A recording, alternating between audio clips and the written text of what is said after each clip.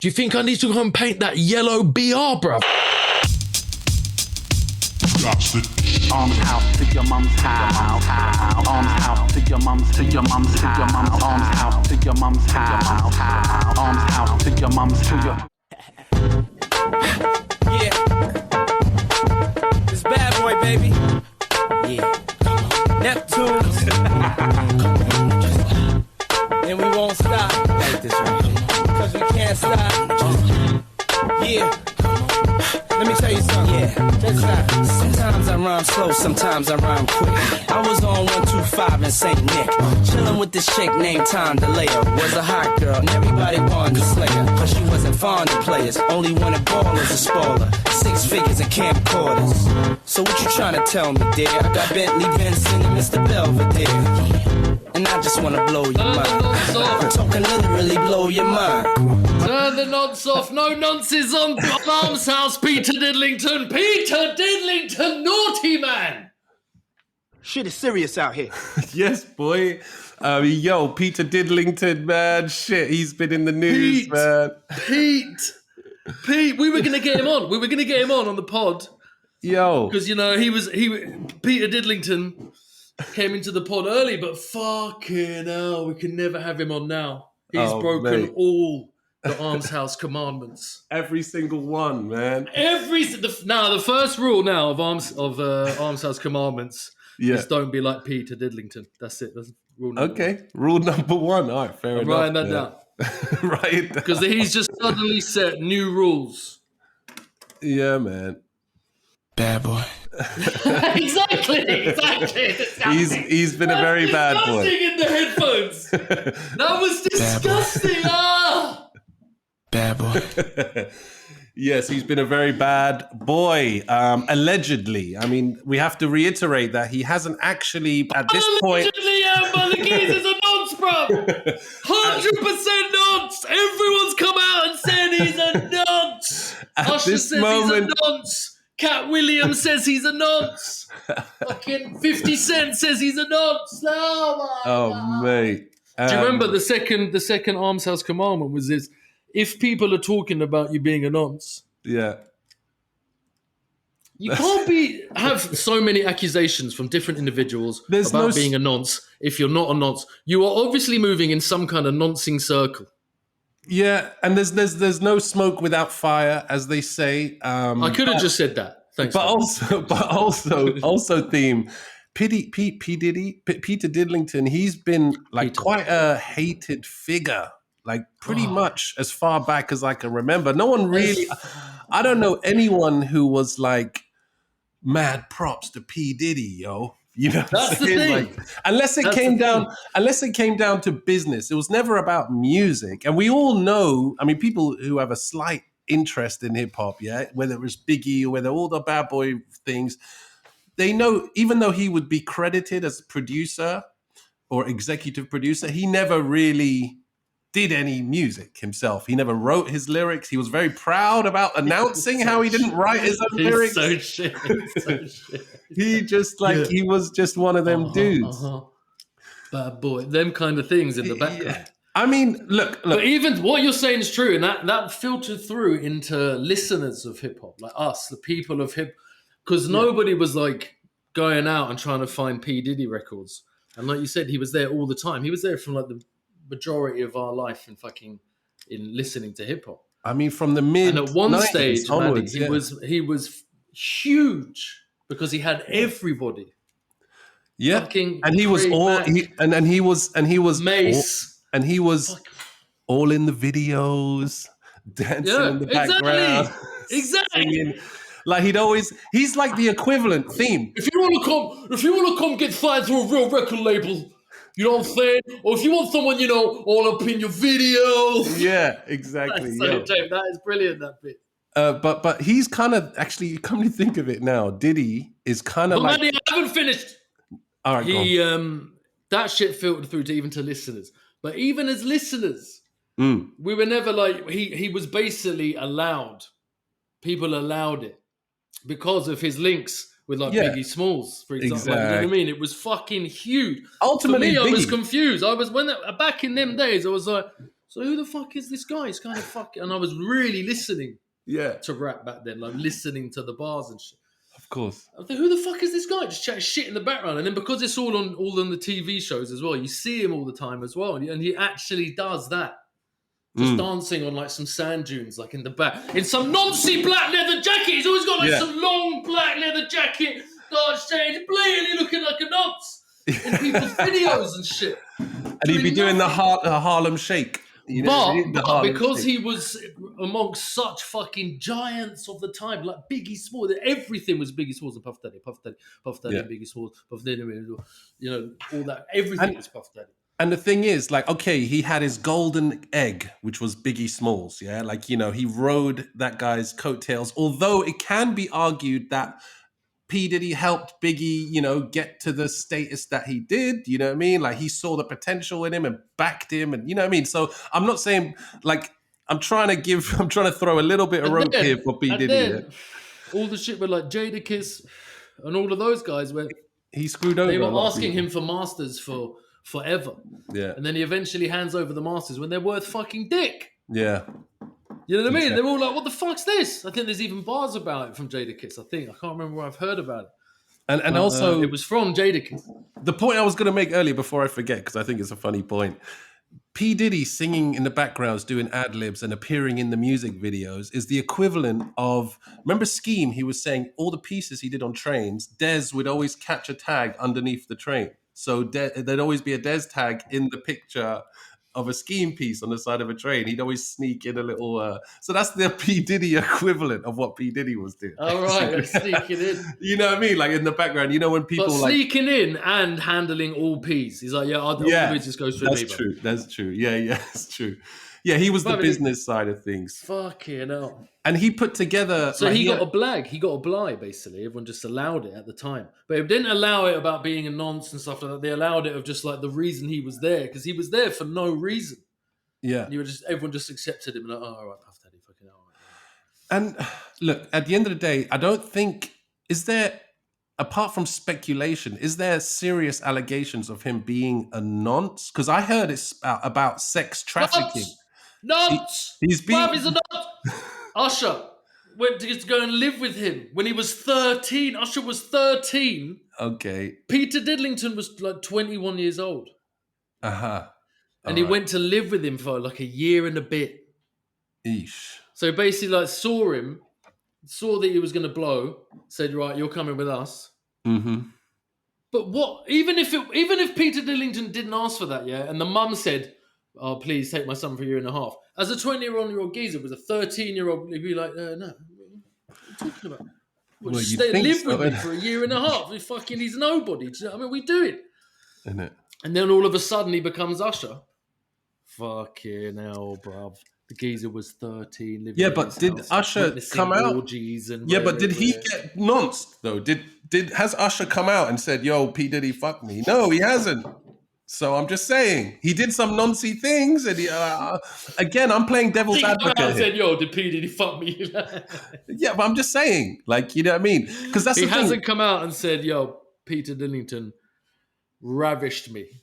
And this isn't, listen, I'm playing devil's advocate and I'm going to try and be rational amongst like the I'm madness, prosecuting and you're defending. Yeah, fair enough. But the thing is, I don't want to defend, I'm not defending P. Diddy. It's just, I hate, what's it called? Lynching by social media. Yeah.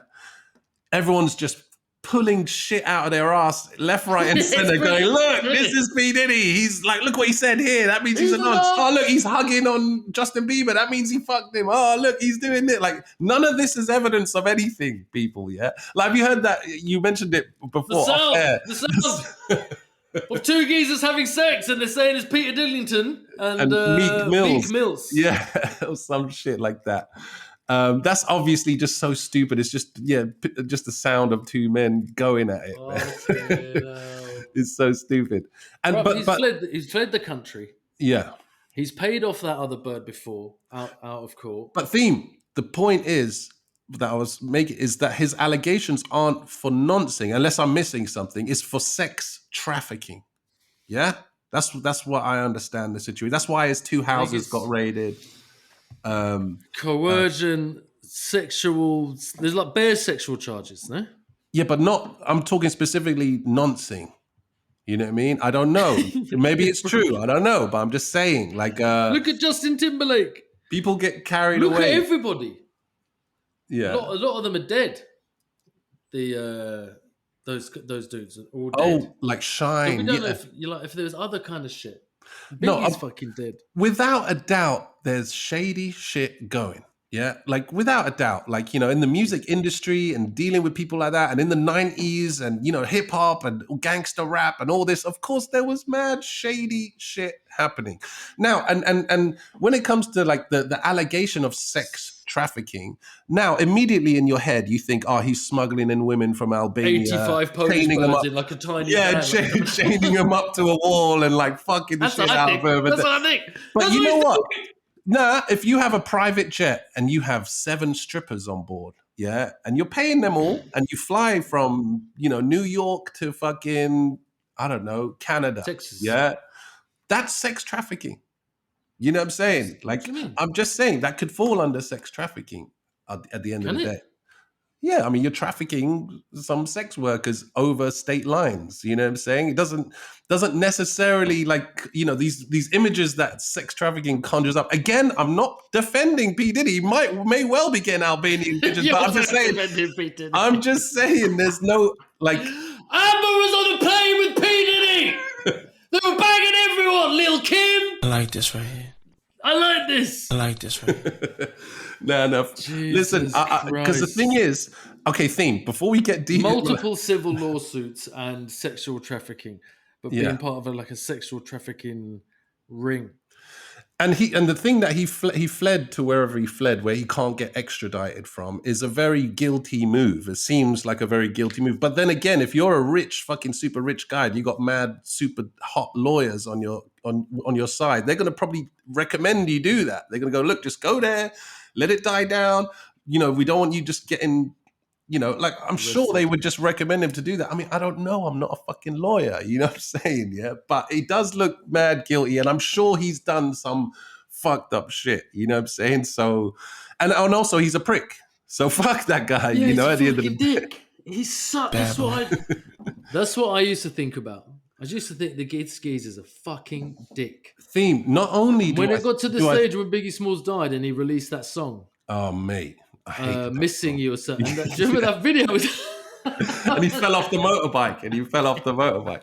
And they just like took the sting. Listen, theme, that goes into the thing I want to bring up, yeah? Because I'm not trying to defend Diddy, because I personally think P. Diddy ruined hip hop. Yeah? Let me break this down for you for 1 second. Heard, and I need you to break it down. I need to hear this.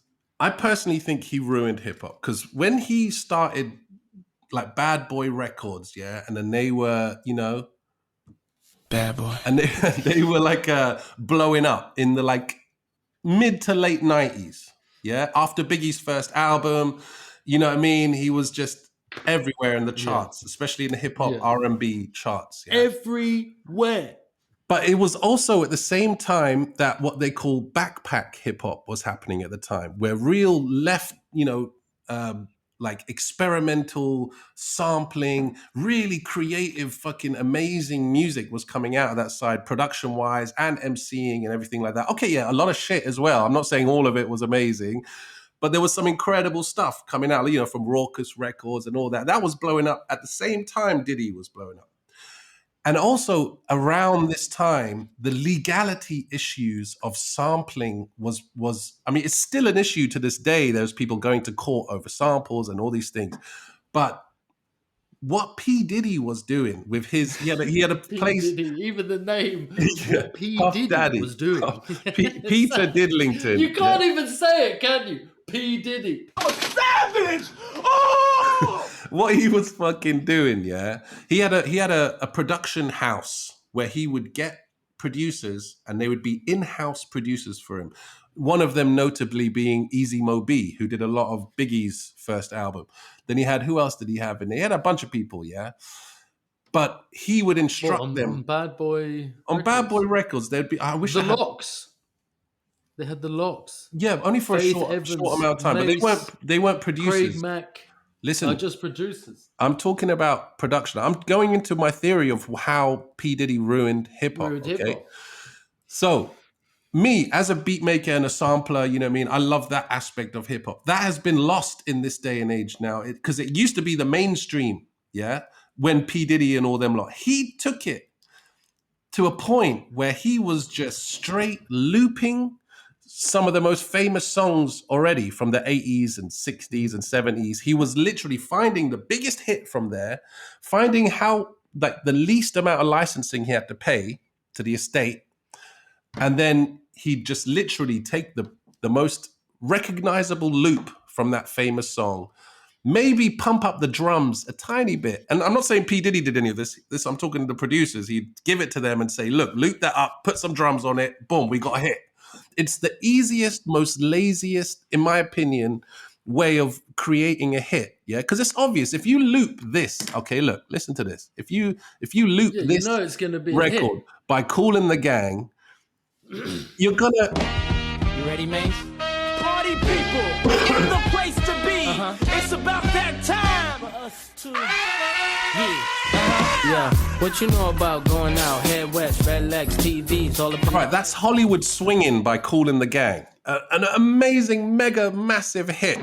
But he just looped it up, put some drums on it, and then got his mate Mace to rap on it. And Mace, have you seen Mace, what he said about No. Peter Diddlington? Just now, because he does Mace and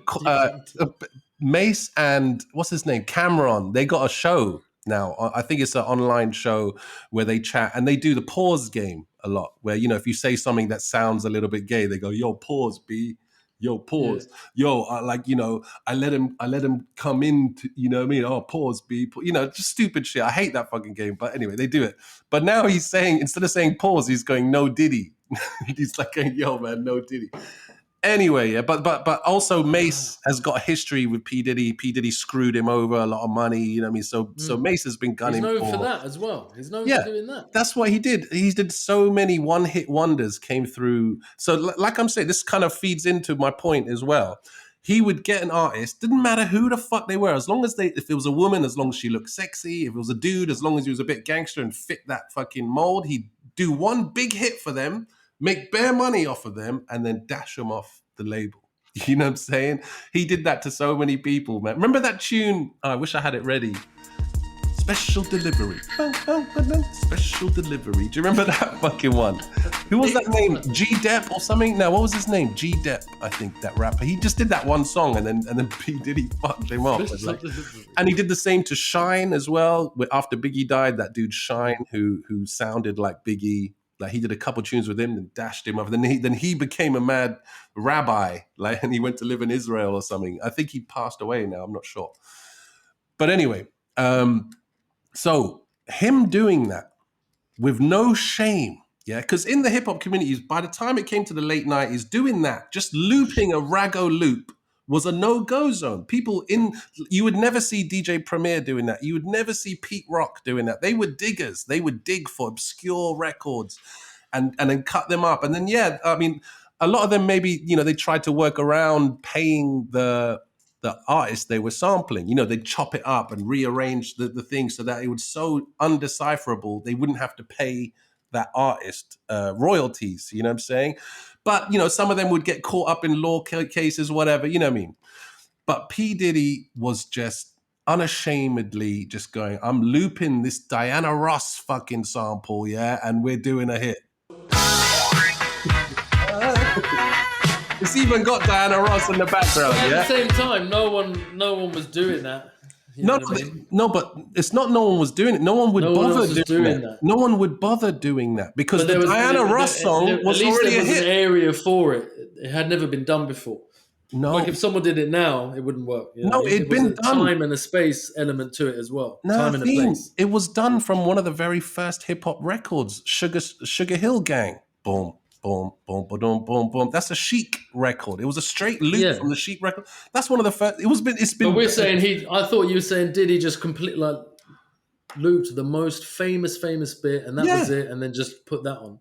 That's what I'm saying. He did, and he did that at a time No one was making those kind of like overly cheesy, we'd moved on from that but because that still was keeping happening. it a little bit gangster kind of route that they were trying to go down. That was happening in the 80s, looping straight up fucking famous songs. And then we became, I thought, more developed. Like I said, people like Premier and Pete Rock. I'm naming obvious people, but Oh No, fucking Madlib, fucking whoever. You know what I'm saying? They weren't taking these obvious loops. It was like a serious no-go type thing, amongst hip-hop producers. Yeah. But P Diddy didn't give a fuck. Come up with your own shit, son. You got to show you've been digging. And he wasn't doing it off, because, I'm trying to do this with... No, he was doing it because he knew it was going to make money. It was like a easy money maker, And from that greed, he eventually...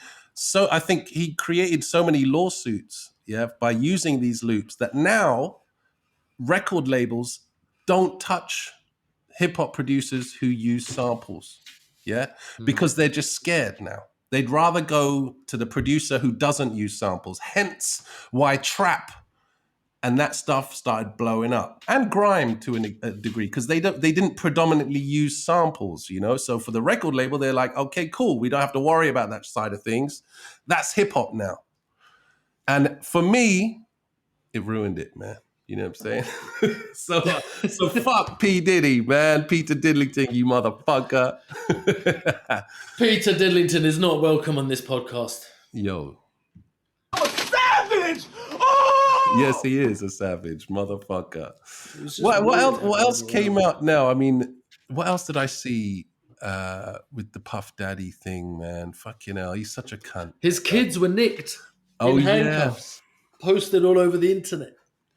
Man. You've flown to another country and buoyed your own kids off.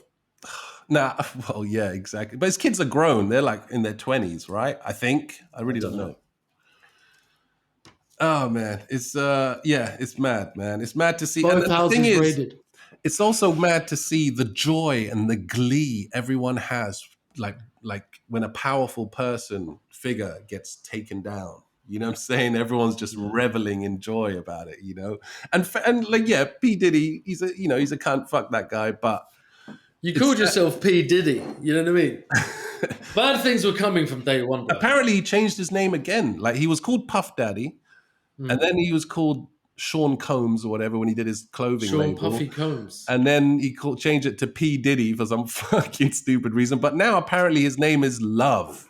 Just Love. Apparently. Oh, really? Yeah, apparently. I heard the other day. I mean, I don't keep up with fucking P Diddy news, man. I mean, I didn't before this shit kicked off. How convenient. Innit, man? Fucking nonce. Imagine telling the kids that. What's your name, though? My name's Love. Love. My name's Big Daddy Love. Yeah. Oh, shit. You're like, no, Daddy knows.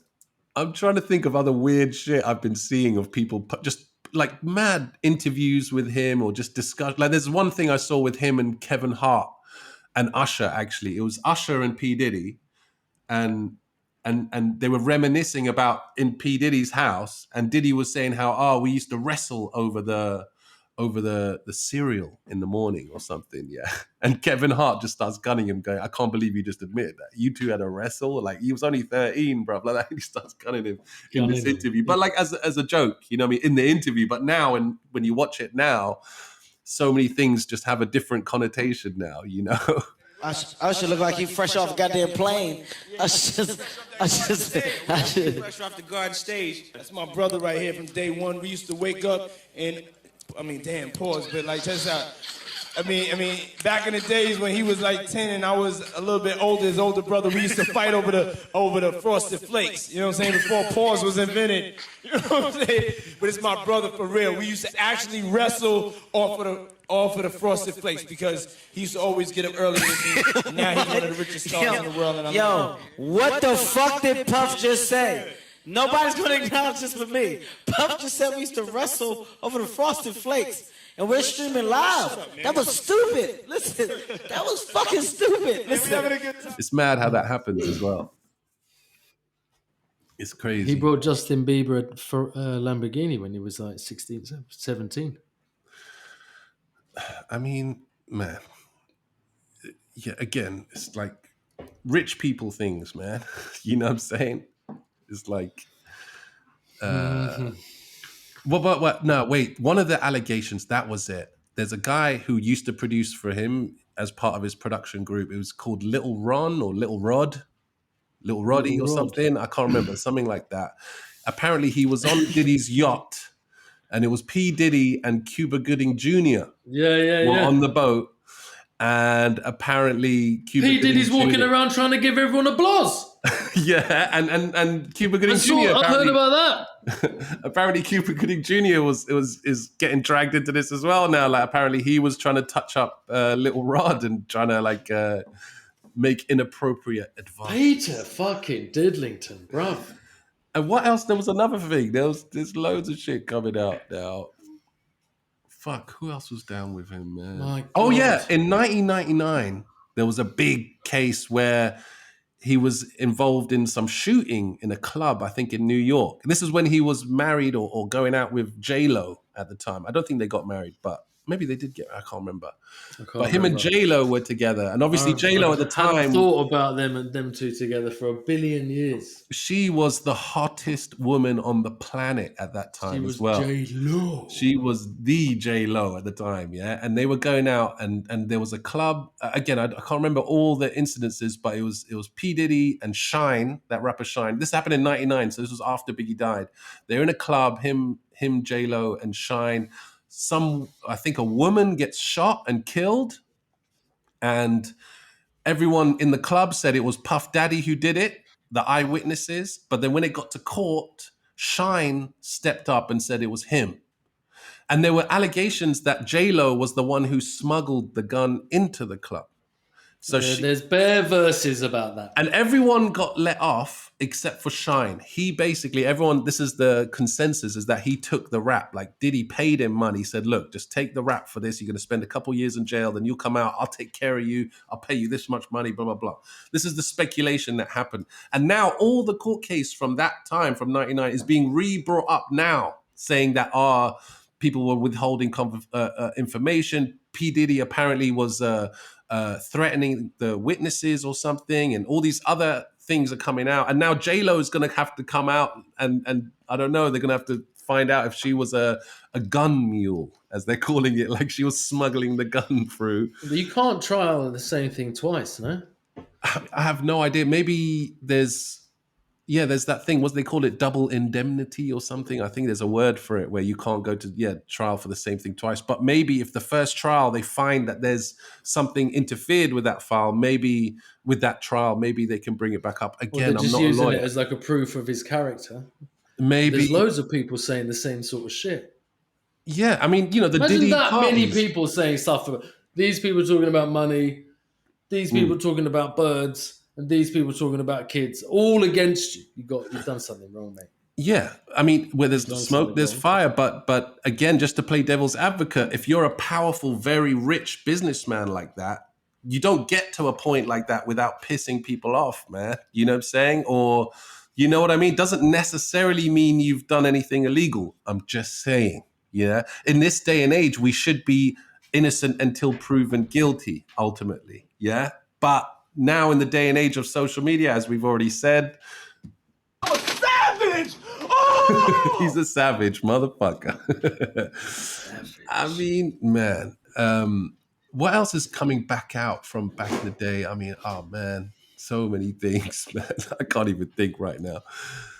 I mean, we got a lot of other things to go through this episode. Yeah, let's go. Let's get off. Let's finish this. Let's call this the end of Peter Diddlington on the. We want to know, the listeners, man. Leave a comment and let us know what you think. Do you think Peter Diddlington is guilty or not guilty, or innocent until proven guilty? Or let us know your Which is thoughts not- on the matter. Bad boy. Let us know your bad boy dripping thoughts. All right, we got a couple of questions that have been sent in by listeners. Thank you, guys. Keep sending them in. You can send them either in the DMs of the Instagram, or you can email us. The email is below. And you can also send us your graffiti. We got graffiti critique as well. Critique. Now, we can either go into one of those pieces you sent me, just a sick pieces that you've sent, or we can go into a question. What do you reckon, theme. Which one do you want to do first? I'm looking at one of the photos I sent you because boy, oh fucking Oh boy, yeah, I forgot. We got to give one of these to Mr. Peter Diddlington.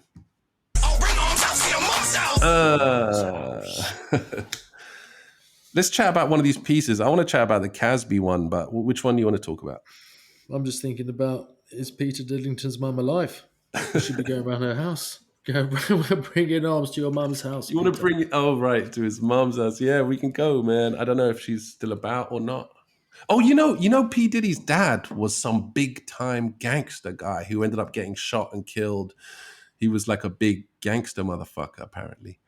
And P Diddy, he was a dancer before he became what he became, and he was a runner for a record company. I can't remember which one.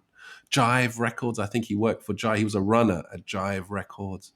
But he was he was dancing in music videos and shit before he even became Puff Daddy, you know what I'm saying? Yeah, he was in it for a long time. I mean, and another thing I've heard people say about him is that he was the hardest working guy. You know what I mean? People would say, like, yo, if there's one thing about Diddy is that he can fucking, you know...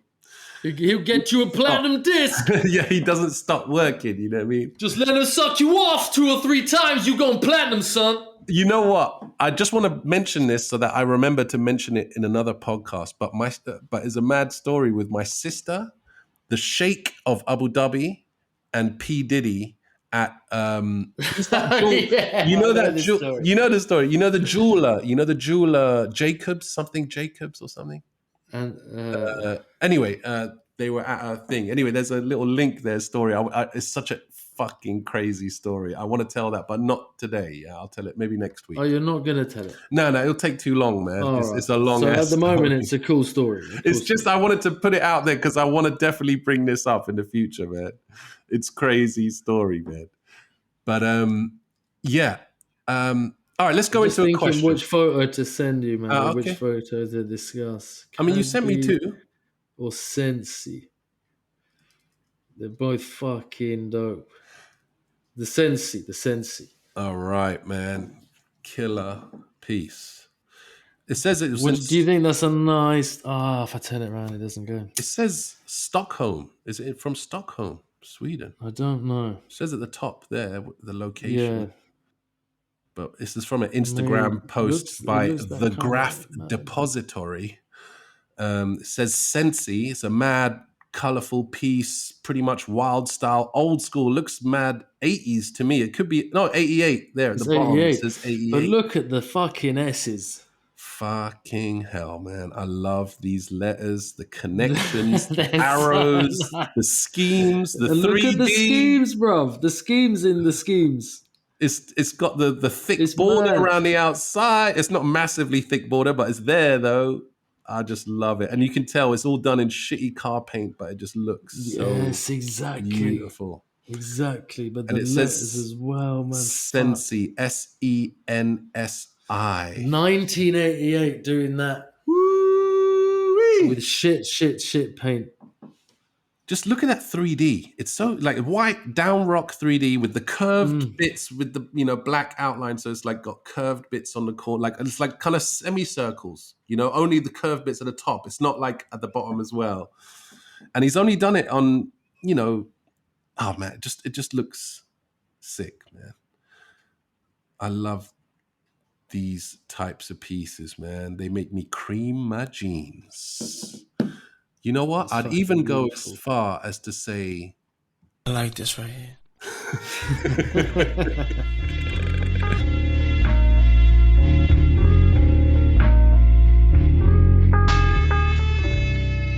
Easy peeps. Just want to let you know that we still have some Arms House t-shirts left. Medium, large, and extra large. So hit us up quick before they're all gone. Wherever you are in the world, I'll ship it to you wherever you are. Hit us up on the Instagram DMs or email us. All the links and information is in the description below. Now, back to the show.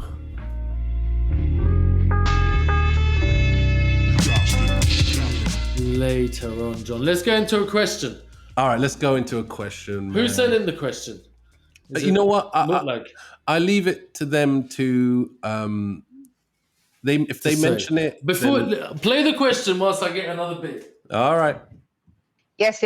It's Jazz Kahina, aka Bombina, from Armed Tavern to Your Mum's Cavern. Big up, And my question is, what was the first video game you played, and on what platform? What was the first top question? video That, game? to be fair. And on what platform? I mean, for me, it would be most likely would be on an arcade, in an arcade playing Street Fighter 2. No, I would have played something before that.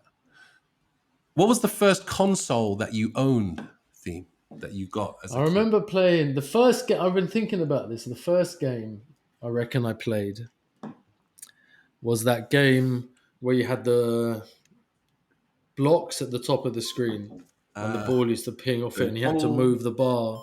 The little platform. And I think it was Commodore Atari 64. Atari 64 or Commodore 64. Was the controller like a cartridge? You put it in the top.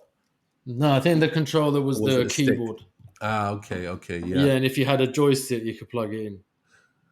I'm getting mad. Actual controller. Commodore 64 or Atari 64. And I remember going to fucking Brentford Fountain Leisure Centre just to try and play Street Fighter because they had a Street Fighter and Outrun or something. They had Street Fighter 2 at Gurnell swimming pool. I used to go to Gurnell. It's 20p. I used to always make sure I had my 20p's. I'd go for a little swim with my family, and then I'd always make sure I'd get a couple of games in. And if there was like some older kid would come over and just whip Hadouken, you have to go. I remember there was a little kid who came up once, and I must maybe 14, 15, and the little kid came up once, and I'm playing, and he was like, "Can I play?" And I'm like, "Hell yeah, get on!" I was gonna whip his ass, and he chose E Honda, and all he did was hoi hoi hoi hoi, 100 hand slap, 100 hand slap. I couldn't beat the kid. I was so fucking oh man, he pissed me off so fucking much, that kid. But no, my kids play Street Fighter 2 when we bring the minis. I got the mini SNES. It's got like fucking 25 SNES games on it. Yeah, but Street Fighter 2 Turbo, it's got to be. Yeah, the Turbo one. Yeah, Street Fighter 2 Turbo. Yeah, man. Well remembered, man. Well remembered. We used to play that all the fucking time. But do you remember that game? The first game I played, that was a sick game. Yeah, and the balls would get thin, and you could extend and like energize your bar. So your bar could go faster or be longer. Yeah, exactly. It would grow. And you wanted to get bare points. And then there was another game where, man, I used to be mad into games. I remember. I had Commodore. I didn't have Commodore 64. Yeah. That was too early for me to like clock on. I lived in Shepherd's Bush, and the geezer around the corner had one. Yeah, and we just went, "Oh, fucking, this is amazing." And then I got first thing I got was a NES, and Alex Soverly. I don't even know if Alex Soverly is alive. Big up Alex Soverly. Oh shit! Okay. Back in the days in Bush, people came over from former Yugoslavia because there was a fucking war. Oh shit! Okay. I remember him telling me about it when we were playing these kind of games. I had a NES. Yeah. Alex Soverly got the Sega Master System. Mm-hmm. And then it went to Sega Mega Drive. Do you remember Amir Uri? Big up Amir Uri. Yes. Amir Uri had the Sega Mega Drive. So it was all Sonic and shit like that around his. Yeah. And then me and Saul Milton got SNESes. Because by then, Saul had everything. Saul had like the robot. Do you remember the robot that could fucking play the NES? Like your brethren. You could get a laser and you could get this geezer who's a robot. And he would hold the controller. No, I never remember for the that. NES. No, I don't remember that shit. Listen to me think. I will never forget my first computer system that I got, that my parents bought me, was the ZX Spectrum 122K. I think it was 124K ZX Spectrum. You put it was cassette tapes. And I'd watched, me and Frez, had watched. I remember. We'd watched RoboCop, So this is very early 90s, maybe late 80s, Those kind of games back then, RoboCop and shit was sick. So I remember just wanting that game RoboCop, going to the shop in Ealing, buying the cassette tape, and then getting it in. Remember loading it up. He's going, and it'd just be like a load. It'd take fucking ages. And then all you could do, it was like a scrolling, and you could shoot straight ahead You could shoot diagonally and you could shoot straight upwards. And there was just people sticking their heads out of windows. I just fucking loved that game. Well, I just loved the movie. So then, obviously the game, I loved it anyway. I was easily I remember impressed. RoboCop was sick. Yeah, and then... me and my brother, we had fucking everything. What did you have after that? Well, that's the thing. My parents were mad stush, man. They didn't get me jack shit, man. Like, I had to go around to my mate's place to play the SNES or play the, Super Mario and all that. So I never really got good at any games. My mates would kick my ass at fucking, Mario Kart. That was the most frustrating thing. It was playing Mario Kart and getting lapped, Do you remember crazy. Mario Kart on the N64? There was like that was controllers and every man just completely leads. But the absolute nuts of Mario Kart with all the skid turns and shit, but just completely fucking league of bed. Rainbow Road, you know what I mean? Rainbow Road and like the ghost one, and just like, oh mate, people were I saw some next level people playing that game. And on Street Fighter to a certain degree. I never really excelled at any game, but did you prefer Nintendo or Sega? I loved Sonic, to be honest. I was a big Sonic. Oh yeah, I ended up getting a Game Gear. Do you remember the Sega Game Gear? Yeah, I got the Game Gear. The Game Gear was ill. With Sonic, and then there was the Batman game on there as well. I think, if I remember correctly. Oh shit! Nah, Game Boy is the original though. The Game Boy. Yeah, but Sega. What was it called? Sega Game Gear. The Game Gear was color. Yeah, it was in color, and the Sonic. Long before Game Boy was color. Crazy, yeah. That was next level. Game Boy Color came out way, way, way later. Yeah, way later. Yeah, man. Bruv, that was the nuts. My uncle had one of them. I had one. I eventually... That was sick. I'm going to buy one of them on eBay because I love that kind of shit. Yeah, I can't believe I haven't thought of that. Yeah, and there was the game, what was it? Streets of Rage, I think it was called. Streets of fucking Rage, baby. And do you know what I've got now? I've got a Sega Mega Drive Mini and a SNES Mini now. You can get on the Sega Mega Drive, you can get one of my favorite games, which was Golden Axe. Yeah, Golden Axe, the arcade I used to play all the time. But then when it came out on the Mega Drive, I was playing it on that as well. I got it, bruv. Do you remember Echo the Dolphin, bruv? Yeah, Echo the Dolphin. Streets of Rage 2, bruv. Oh, mate. Those were killer games. But Jazz Kahina, thank you for this question. But she's talking about early. So I'd say ZX Spectrum, and it was the RoboCop game. And I remember specifically, there was another game with a character who looked like Indiana Jones. You know, the hat and the whip and stuff. But he was an egg. Castlevania. I can't remember the name of it, but I remember the front cover. Castlevania was the nuts with the whip. He used to whip the Castlevania bats. Was the bat. But I did have a Game Boy early on, and the Tetris, obviously, and the Mario games on there. I was addicted to the submarine levels and the crazy shit, and the Batman game on the Game Boy. The Batman game on the Game Boy was my shit, man. I loved that shit. Sega Game. What's it called? Sega Game Gear. Game Gear. Yeah, man. You could pick one up. And there was a couple of driving games. Couple of driving games I loved as well. Outrun, yeah. Outrun when the night used to come in, the fucking Outrun. And then the road used to go like orange and black lines. Yeah. And you were fucking like, sick. This shit was classic. R-Type. R-Type. Me and my brother, bruv, we had Nez. But he was too young to be busting with me. That I was basically that on my J's. And then SNES. And then N64. That's the one after that, isn't it? Yeah. SNES, N64. And then my brother got a fucking GameCube. Oh, shit. By then, I think I'd left. I never had a GameCube. I never got the Wii. Never got the Wii. And now me and the kids have got the Nintendo Switch. I remember my brother getting the Wii, and then we played the band game. He had all the. This is the best game. Yeah. He got the guitar bit and the drum kit. He had the whole set. It was quite fun, to be honest. For a little while, it was quite fun. I'm not even kidding. I'd be like, I can actually play a guitar, you know, and they'd be like, nah. Yeah. Sick. Yeah, that was quite fun. Outrun, bruv, when the day turned to night and it went to orange and then purple, bruv, and he was still in the race. It was fun. Yeah. It was fucking unbelievable. Later on with the PlayStation. Do you remember when Super Mario 3 came out?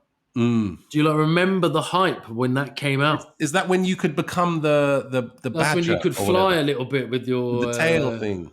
Yeah. When he used to- Fucking hell, bro. Was it a badger? Couldn't or get was it. You couldn't get it. Yeah. Well, there was the Super Nintendo Famicom, which was the Japanese. Some people had the Famicom. Yeah, there was people Famicom, in the our Japanese school one. who had the Famicom. And then when you played Street Fighter 2, there was Balrog and M. Bison. They changed the names for some reason in the English because version. of Mike Tyson and Yeah, that was it. Yeah, M. Bison. Yeah, That's that used to. mental, bruv. That used to. Street I remember Fighter that was messing huge. me up when I was a kid. And I was like, "How come the name?" I was like, "What the fuck?" Yeah. I remember a mate of mine had the Famicom early, man. He was getting all the early games and shit, man. Yeah. Famicom. Famicom, yeah, whatever it's fucking called, man. Fucking hell. That shit Now I'm was playing crazy. Now I'm playing Mario Kart 8 against the Utes. Man, I can't even remember last time I even picked Have up a fucking controller. splits it into 3, and that is sick, bruv. And the Mario Kart now is fucking ridiculous. I bet it's crazy, man. Ridiculous. But still, I don't think anything beats the original Super Mario Kart. The gameplay on that game. Okay, it's I simpler. think N64 Mario Kart is the best. You think? Okay, it's a SNES contender one. for sure. Yeah, the SNES, because it was so like far ahead compared to the SNES one in graphics and shit. It was. Anyway, we're geeking out about the old school days. I'm sure the Geeking out. people in the comments, during the premiere when we watched, when people watch premiere, big up the early bird crew. But do you remember how much of a then bad five. man you felt? Your mum, she couldn't remember any of the wires or see like past any of the shit. There was always like a Nintendo or a Sega plugged in. She said, fucking come and clean this fucking up. Or she couldn't watch the TV and it had that box. Do you remember the box? You plugged in the cable and it had the switch that went across from TV to aerial. Yeah. And you could be like, no, man. And you like walk up to it as like an 11-year-old lad. Just go over here, just do that, man. Turn the side, man. And TV comes on. Just let me know if you need anything else, man. I got this. You know what I mean? Innit? Oh, Do you man. remember? But how many times, mate? We used to get called down. Andrew! You're like, well, calm down. I want to record this. I want to record this. I want to record this. It's not recorded. Why is it? Can you not record? And you're like, man, just give me the fucking controller. You press this. Bro, I'm still getting it to this day, man. Like, my mum just doesn't Don't go know. over your mum's tapes. Oh, yeah. Yeah, as well. Recording tapes and shit. man. Who's gone over countdown? You fucking hell, man. Oh, man. The days, all right. brother. The days. Big up Jessica Hina. Big up, Sorry Jazz, for geeking man. out a bit too long about You the sent games. us down a mad rabbit hole, man. All right. But it's brilliant playing with the Utes on the games now. Yeah, man. I need to get a console, man. I want to get one because I Get used a to love Sega playing. Game Gear, bruv. No, Look, I don't I'm want to gonna play it bring now. out this I want to 90 play. quid. I want to play Battlefield online against other people. With the voice set thing. Like I used to love doing that, man. But You it's don't been want to do that years. shit. You'll never come out. I'll never come out. Yeah, it's true. Do you know what I'm going to do, bruv? I am talking to games. Mm. Like the most anticipated game, the biggest game of all time is Grand Theft Auto. Oh, mate, love that game. Grand Theft Auto 6 is coming out in 2025. Have you seen the clip? Have you seen the Yeah, I've promo seen the clip? It's a woman. It's I a will buy Latina. a brand, whatever It's a it is Latina. by then. It's a Latina. Whatever it is by then, yeah, Yeah. I'll buy it. Oh, The 100%. machine and Got the it. DVD, Got him, and just man. rinse it for like. But I'm think that's how I would do it. But now I can't rinse it. Well, how am I going to fucking rinse it with the fucking missus Yeah, it's true. and kids? It's true. Unlucky, mate. Spend however much money that'll be by then just to play that game. It's gonna be sick. Oh, mate. Yeah. And again, just to drop it in there, Red Dead Redemption 2, I fucking love that. I think that's probably my ultimate game of all time, I think, is Red Dead Redemption 2. I'm just gonna wander off into the wilderness and get Yeah. lost and like kill a few buffalo. I'll just go fishing.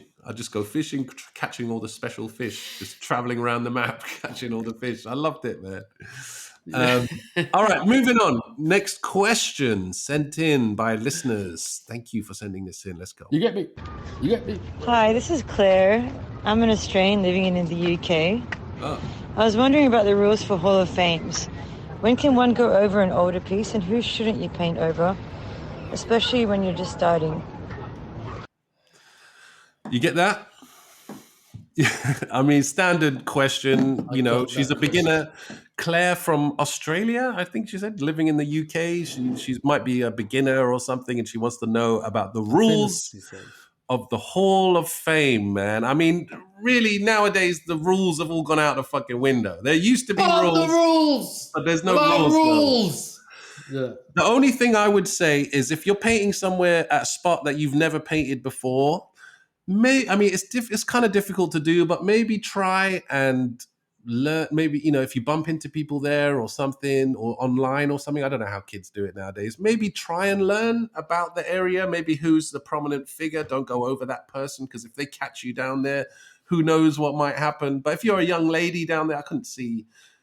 They might take your paint. I mean, I don't know, man. But Nah, I go around legals thinking I do whatever I want. yeah, I mean, that's Doesn't it. matter who's there. Nowadays, it doesn't really matter, man. Just go over anything. Just maybe, as an It's etiquette legal. thing, Anyone came down, he said, "What am I supposed to do? I'm fucking painting here." Do you know what I usually do now at a legal? It's never like come up as an issue or anything, but I usually take a picture of the wall first and then I go over it. Yeah. Just in case, if that person I went over goes, "Oh, I never got a flick of it. Oh, you went over it," or some sort of drama, or let's say it's dogged or something, I'll take a picture just as proof. You know what I mean? Go, "Look, mate, it was dogged." If someone, but it's never happened. No one's ever fucking said anything. But I'm just saying, usually as a kind of insurance or whatever, I'll take a quick picture of the wall before I go over it. Again, like I said, it doesn't really fucking Depends matter. who you are, mate. Do you know what I mean? If you've got a couple of dubs running, do you know what I mean? You go down legal, do what you fucking want, bruv. I would say, though, personally, on a personal level, take it or leave it. But I wouldn't go over someone unless you can do something better. Or, and at the end of the day, that's a very objective thing anyway. So, or if you want absolutely no problems, go down there on a sunny day when it's daytime, and they'll be like fucking, and just go down there and just paint anyway. Yeah, exactly. And it'll just look like one of those days where everyone was down out painting. It was sunny, it was legal, it was gay. Yeah. Yeah. And also, I would say as well, maybe take more than fine. I'd say fucking let them a road. Take a minute before you paint over something. Just look around it, observe it, see if it's an RIP piece. Because that's the only thing I could see winding someone up nowadays. You know what I'm saying? Even then, though, it still happens. And, at the end of the day, it's illegal. So what the fuck? Yeah, at the end of the day.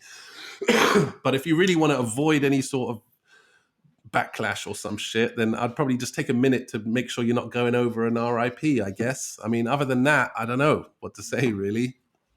Fuck it. Just, Shit is serious out here. You know what I mean? Sorry. I keep going it's to the hard Diddy if we moved to Australia. Would you just go, I'm taking like the London rules and I'm just coming here. I'm going over wherever I want. Fucking go to some pit, go over some geezer, getting a load of shit. When I go to a new town, I go to the Graff shop in that city, if they have one. Usually most big cities do. And usually the guy working behind there has a little bit of information on what's going on. Sometimes they're helpful, sometimes they're not. But you can always have a little convo with them when you're buying the paint. "Oh, I'm going to go paint this spot. Is that cool?" And they usually go, "Yeah, it's cool." And then they will warn you, you know what I mean? They'll kind of maybe give you tips if they notice you're not from there. Sometimes, I've had that happen to me. People tell me, "Oh, yeah, Get some little tips, yeah." They'll say whether it's super legal or if it's halfway legal, just watch it if you're going down there, or, you'll be fine paying down there, or whatever. You know what I mean? Usually, just take a second, or don't. I don't give a shit, man. Do whatever you fucking want. I don't give a fuck. Just go up there and just write on the wall, man. Fuck them. It's illegal, isn't it? Who gives a shit? All right. Probably the longest and worst answer of all time. Okay, whatever. Shall we go into a little bit? Illegal. Let's go into a graph critique. What do you reckon? Yeah, people keep sending in your graffiti for me and Theme to observe and critique. Here we go. Let's go. Here we go. Bing, bang, bosh. I'm sending it to your WhatsApp now. Last week, someone sent in an Amba and Theme sketch and we critiqued it. And someone sent in another Amba and Themos sketch. Have you got it, Theme? Yeah. I think this was. I'm I trying to mean, work out who it's by. yeah, I think I remember who sent this in. There's no tag on there, but I'm pretty sure it was Wazok. You remember Wazok? He sent a Yeah. piece in a good few episodes ago. He had quite a crisp style. I remember quite simple, but Phoebus is a nice crisp reach. style. So there you go. What's your first thoughts? It's just a yellow. It's just an orange outline on a white piece of paper. He's put it on top of another piece of paper that he's done some sort of graph on, but you can't really see it because it's obscured. AMBER and Themos, THEMOS. What do you think of First the thoughts are Themos is a nice reach. Yeah, If you had a T on the end, it'd be the most. Do you know what I mean? But if, that's just be way too long. the most. Yo, Hey, Themos. yo. No, that's too much weirdness. It's already a long reach. But Yeah. putting another T on the end. Fucking hell. But the most, yeah. I like this. Do you know what this outline reminds me of for some reason? Do you remember that? What was that fucking magazine's name? What was that old school graph magazine? Not Graphitism, but after that. Bomb the It had system. sketches or in something. it. Oh, No, it's still hip hop. HHC Might have been magazine. underground. It might have been underground hip hop magazine or HHC. HHC was Hip Hop Connection. They always had a graph section right at the end. Someone get their sketches in that. Someone from London got their sketches in that. Most likely, yeah. I wouldn't be surprised. So it reminds me Anyway, of that. and you could send sketches in like that, mate. It reminds me of that. I don't mind it. I like it. It's just a quick one. Whip, AMBER. Whip. It's quite neat. I like the first A on the Amba, man. Yeah, I like it. I think the I'm not blown away by it. It's very but It again, looks like, to me, it looks like graph. exactly. It's nice, And if chunky it was done letters. Nice chunky two letters. window downs. Yeah, exactly. It's in proportion. It looks cool. They're nice lean to the letters. You know, he's got those little lines in the middle of the letter where it looks like they're like bolted on like metal sheets. You know, when they put a little line with little dots, like as if they're the rivets. That's how I look at them. I mean, yeah, those are cool. Shadows all in the right place. You know what I mean? It looks cool. Yeah, he knows what he's doing, man. Big up Wazok.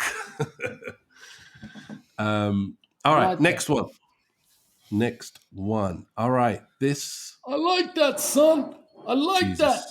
All right, let me send this one, but whoever sent this in, it might get a bit mad because there you go. I've sent it.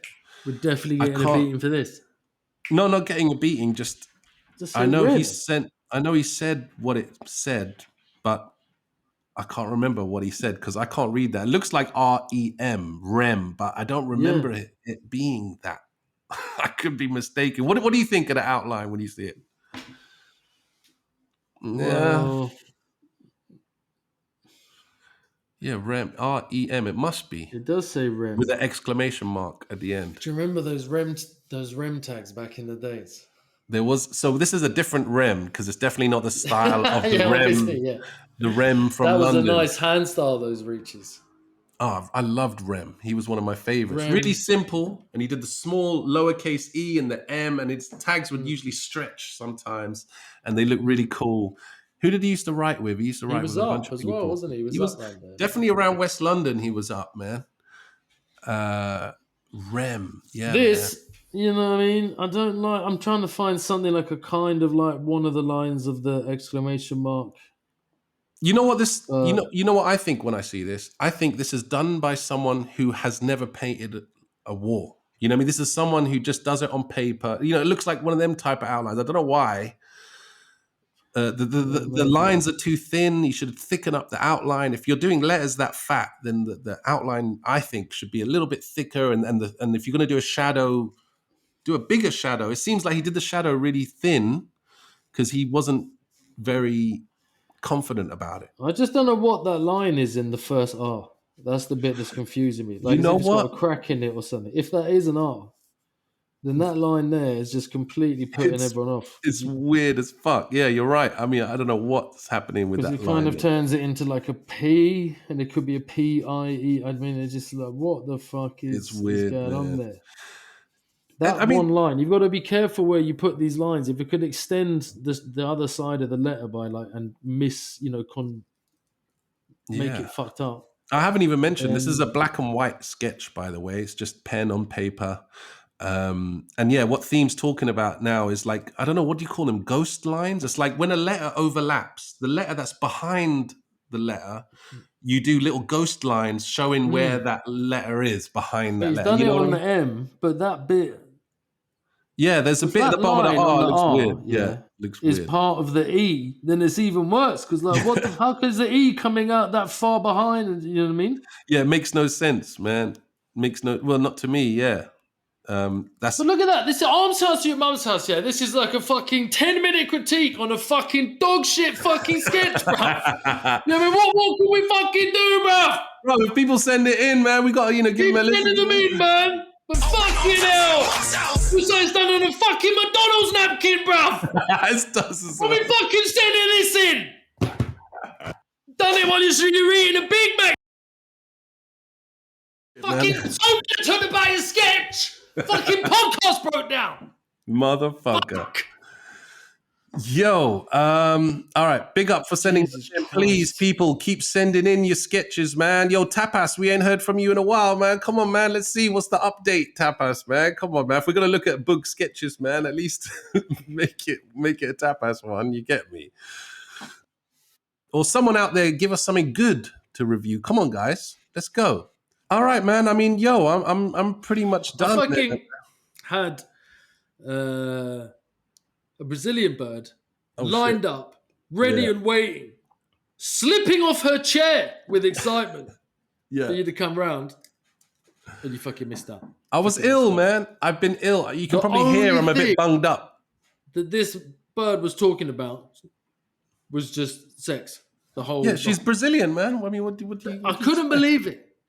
Because you were saying they're like the worst type. Of all the Latinas all talk that kind of stereotype of talking about it. You always said Brazilians are the worst. Like, this bird, like, never shut up about it. Wow. What? You didn't even describe how she looked. You didn't even tell me what she looked like. She had everything, bruv. She was older, bruv. So she was like, I don't know, like 49, 50. Oh, shit. And she had culo done, like in Brazil. No. She just come, she come to our house. The culo done, like massive. Yeah. Not massive. Just old. She came to our house straight from Turkey, having like shit pumped in her lips. Yeah, so she's sitting on this chair like this, and the whole like family's there. It's all birds. It's me and Jade, and that's it. You know what I mean? Because it was my mother-in-law's birthday. I'm just thinking, should I not say this? Because I'll probably get too. Don't chat too much, Dina. But Theme, why? Thank God I was ill. Imagine I came round and you're like fobbing off this old Brazilian with a flabby BBL, man. I was doing everything. Thank God I didn't come, man. I was feeding her rum and cokes, yeah. Like my mother-in-law and fucking people here just chatting, just all getting pissed and having because it's her birthday. And I'm just pouring rum and cokes. They're all getting lit. Eventually got like so fucking raucous.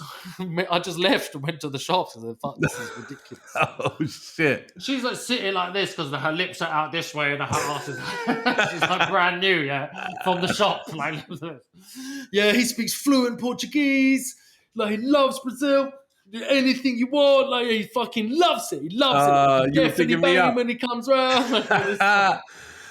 You know what, as well, man? I probably would have come round. No, maybe we can just be friends for a bit while I'm in England. And I was like, blatantly, just do that. It's fucking, I was going to set you up so joke. You know what? If you'd fill me with enough rum, I would have looked at her and I would have been like, I like this right here. I like this. So your house turned into a P Diddy party, basically. No, it was a P Diddy party, mate. It was a P Diddy party. Peter Diddlington, yo. All right, party people, man. I mean, yo, I'm going to call it a night there. Theme, my brother. What song shall we go out on? What song shall we go out on? I've got a song we should go out on. Go on, give me it. No, because no, it's too special to go out on, actually. Okay, let's just go out on this one. Nah, bro, nah. Yo, we're going out to the Arms House tune, man. Yo, peace and love, party people. Respect the nation. Episode 72. Devastation. be careful out there, party Arms house to people. your Don't mum's, go to to your Diddy's mum's house. to your mum's, Whatever you do. house. Shit serious out here. To your mum's house. Arms house to your mum's, to your mum's, to your mum's. Arms house to your mum's house. Arms house to your mum's, to your arms house to your mum's house.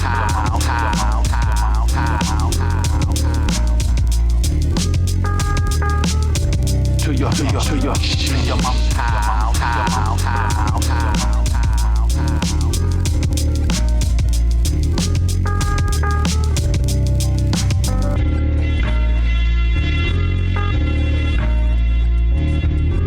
Arms house to your mum's, to your mum's house, to your mum's, to your mum's house.